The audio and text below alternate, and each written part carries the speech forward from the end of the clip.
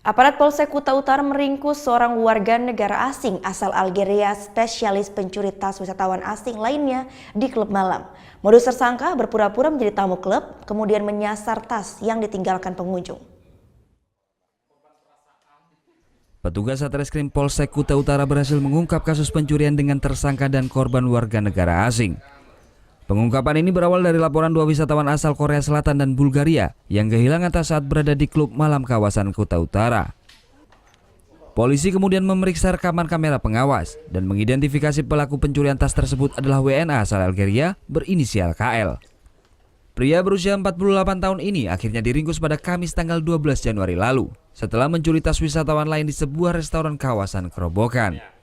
Setelah menggeledah kamar hotel tersangka, polisi menemukan 10 tas milik korban beserta isinya mulai dari uang tunai hingga barang-barang pribadi. Dari hasil pemeriksaan sementara, tersangka yang baru 1 bulan di Bali dan telah beraksi lebih dari 10 tempat kejadian perkara. Pelaku ini ya, dia berpura-pura dia masuk ke restoran, dia meminum, langsung dia mengintai warga negara asing, yang diambil ini juga warga negara asing. Dia lihat, akhirnya dia mengambil tas, ya, dia mengambil tas ini dari CCTV ini. Aparat Polsek Kuta Utara mengimbau kepada wisatawan asing yang kehilangan tas di klub malam wilayah Kuta Seminyak dalam 1 bulan terakhir segera melapor guna memudahkan penyidikan.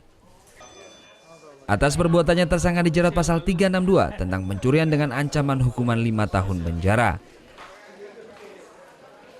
Muhammad Hasanuddin melaporkan untuk NET.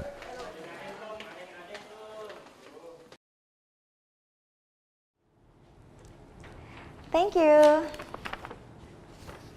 Udah selesai nonton beritanya? Jangan pergi dulu dong. Subscribe dulu dan nonton tayangan lainnya di sini.